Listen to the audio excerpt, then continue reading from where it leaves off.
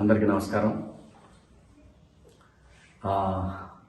చాలామంది మిత్రులు నాకు ఫోన్ చేసి ప్రశాంత్ గురించి అడుగుతూ ఉన్నారు. నేను చెప్పేది ఒకటే, ప్రశాంత్కి ఏమీ కాదు.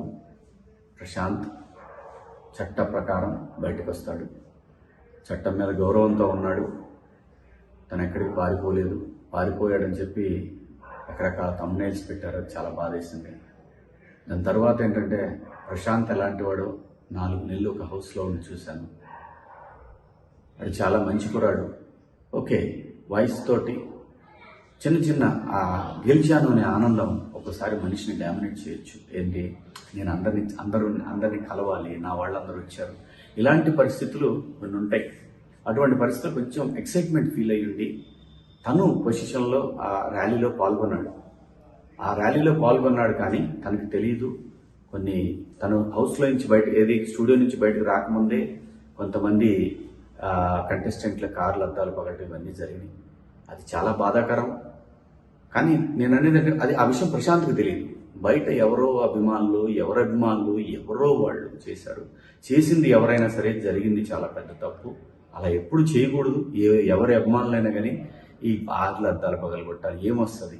లోపల ఫ్యామిలీలు ఉంటారు, తల్లిదండ్రులు ఉంటారు, వాళ్ళ ఫ్యామిలీ ఎంత బాధపడి ఉంటారు. ఎంత బాధపడటం కాదు, ఆ టైంలో వాళ్ళు ప్రాణాలు అరిచేతులు పెట్టుకొని ఉంటారు. ఇలాంటివన్నీ చాలా తప్పండి. అది ఎవరైనా సరే, అభిమానులు కావచ్చు, అభిమానుల రూపంలో ఉండి కావాలని చేసిన వాళ్ళు కావచ్చు, దాన్ని తీవ్రంగా ఖండిస్తున్నాను. ఇంకో విషయం ఏంటంటే, ప్రశాంత్ గురించి నేను ప్రతిసారి మాట్లాడాల్సిన అవసరం లేదు. ప్రశాంత్ ఇష్యూ అయిన మొదటి గంట నుంచి ఈ క్షణం వరకు ప్రశాంత్ విషయంలో ఏం జరుగుతుందో ప్రతి ఇన్ఫర్మేషన్ నాకుంది. సో కాబట్టి నేను ప్రతిదీ ప్రూవ్ చేసుకోవాల్సిన అవసరం కూడా నాకు లేదు. ఎందుకంటే వాడికి నేనేంటో తెలుసు, నాకు వాడేంటో తెలుసు. ప్రశాంత్ చట్టాన్ని గౌరవించే వ్యక్తి. చట్టాన్ని గౌరవించి చట్ట ప్రకారం తను బయటకు వస్తాడు. అది రేపు ఖచ్చితంగా ప్రశాంత్ బయటకు వస్తాడని ఎక్స్పెక్ట్ చేస్తున్నాను. రేపు కాకపోతే ఎల్లుండి కాకపోతే మండే. ఎందుకంటే ఇది చట్టానికి లోబడినటువంటి అంశం కాబట్టి, చట్టాన్ని మనందరం గౌరవించాలి కాబట్టి ప్రశాంత్ నేరస్తుడు కాదండి. ప్రశాంత్ ఏం క్రిమినల్ కాదు.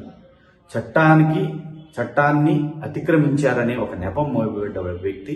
అది అతిక్రమించాడో లేదో గౌరవ జడ్జి గారు నిర్ణయిస్తారు. డెఫినెట్గా ప్రశాంత్ నిర్దోషిగానే బయటకు వస్తాడు. ప్రశాంత్ గురించి మీరు ఎవ్వరు కూడా వర్రీ అవ్వాల్సిన అవసరం లేదు.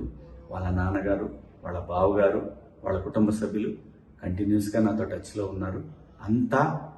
అంతా కూడా కంట్రోల్లోనే ఉంది. ఎవరు కూడా భయపడాల్సిన పని లేదు, బాధపడాల్సిన పని లేదు. మనందరం కూడా చట్టాన్ని గౌరవించాలి, రాజ్యాంగాన్ని గౌరవించాలి. సో కాబట్టి బయటకు వచ్చి ప్రెస్ ముందుకు వచ్చి ఇంకొకటి కూడా, ఆ థంబ్నెయిల్స్ అన్ని చాలా బాధాకరంగా ఉన్నాయి. దేని గురించి థంబ్నెయిల్స్ ఎందుకు అలా పెట్టుకోవాలి?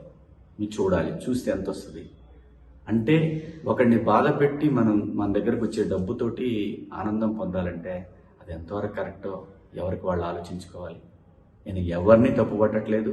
ఒకసారి మనల్ని మనం ఆలోచించుకొని పెట్టే థంబ్నెయిల్స్ కనుక మీ కుటుంబ సభ్యులకు కూడా మీ గురించి కూడా అలా పెడితే ఎలాంటి బాధ ఉంటుందో అర్థం చేసుకొని కరెక్ట్ థంబ్నెయిల్స్ పెట్టండి.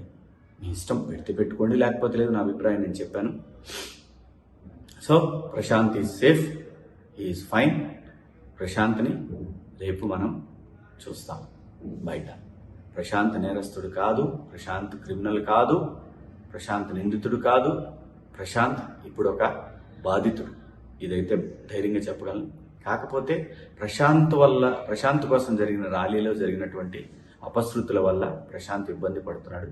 ఇది భవిష్యత్తులో కూడా ఎలాంటి పునరావృతం కాకుండా ప్రతి వాళ్ళు, అభిమానులైనటువంటి వాళ్ళు ఆలోచిస్తారని ఆశిస్తూ, సో ఈ 3 రోజుల నుంచి కూడా నేను నిజంగా హౌస్ నుంచి వచ్చాను కాబట్టి ఇంకా అది మా మైండ్లోంచి పోలేదు. మీకు ఎవరికి అర్థం కాదు.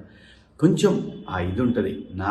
నేను తట్టుకున్నాను, కానీ ఆ వయసుకి ఆ పిల్లలు తట్టుకోలేరు కాబట్టి కొన్ని ఆ ఇబ్బందులు కూడా ఉన్నాయి. సహృదయంతో మీరు అందరూ అర్థం చేసుకుంటారు. నిన్ననే యావర్ని కలిశాను. మొన్న నైట్ యావర్ని కలిశాను. కలిసింది ప్రతిదీ చూపించాల్సిన అవసరం లేదు. ప్రతిదీ మనం ఇప్పుడు హౌస్లో ఒక గేమ్ కోసం వెళ్ళాం, అక్కడ స్నేహితులు అయ్యాం. ప్రతి విషయంలోనే ఇన్వాల్వ్ అవుతారని ఆశించడం కూడా అది కరెక్ట్ కాదు. కానీ ఒక మనిషికి ఇబ్బంది అయినప్పుడు వాడు నా మిత్రుడైనా కాకపోయినా సరే కాజ్ జెన్యున్గా ఉంటే నేను శివాజీ అక్కడ ఉంటాడు. సో దాని గురించి అందరూ ప్రశాంతంగా ఉండండి. Prashant is safe, Yawar fine. ఎందుకంటే వాళ్ళిద్దరూ నాకు బిడ్డలు లాంటి వాళ్ళు. ఖచ్చితంగా మా స్నేహం కలకాలం ఉంటుందని నేను ఎక్స్పెక్ట్ చేస్తున్నాను. సో మీ అందరికి కూడా బిగ్ బాస్ హౌస్లో మీరందరూ కూడా మమ్మల్ని ఎంతో ఎంకరేజ్ చేసి ఈ పొజిషన్కి తీసుకొచ్చిన మీ అందరికి కూడా పేరు పేరున ధన్యవాదాలు తెలుపుకుంటూ, మీడియా మిత్రులకు కూడా కొంచెం సంయమనం పాటించండి. కొంచెం యూట్యూబర్స్ అందరికి కూడా నా విజ్ఞప్తి ఏంటంటే సోషల్ మీడియాలో కొంచెం సంయమనం పాటించండి. దీనివల్ల ఏమీ రాదు. సరైన కంటెంట్, సరైన కథ ఉంటే చిన్న సినిమా అయిన పెద్దగా ఆడుద్ది. మీరు సరైన కంటెంట్ ఇస్తే ఖచ్చితంగా చూస్తారు. థంబ్నెయిల్ ఒకటి ఉండి వీడియో కంటెంట్ ఇంకోటి ఉంటే చూస్తారు, క్లిక్ వస్తుంది. కానీ అది రన్ అవ్వకపోతే మీకు కూడా ఏం ఉపయోగం ఉండదు. ప్లీజ్ దయచేసి కొంచెం సంయమనం పాటించండి. మీ ఇంట్లో వాళ్ళు కూడా ఇలాగే ఇబ్బంది పడతారు కదా. సో దయచేసి అందరం బాగుండాలి, అందులో మనం కూడా ఉండాలి అని అనుకుంటే అందరం బాగుంటాం. మీడియా మిత్రులందరికీ కూడా సహకరించిన మీడియా మిత్రులందరికీ, అలాగే పోలీసు వారికి, అలాగే చట్టాన్ని గౌరవించే ప్రతి ఒక్కరికి కూడా ధన్యవాదాలు. Thank you.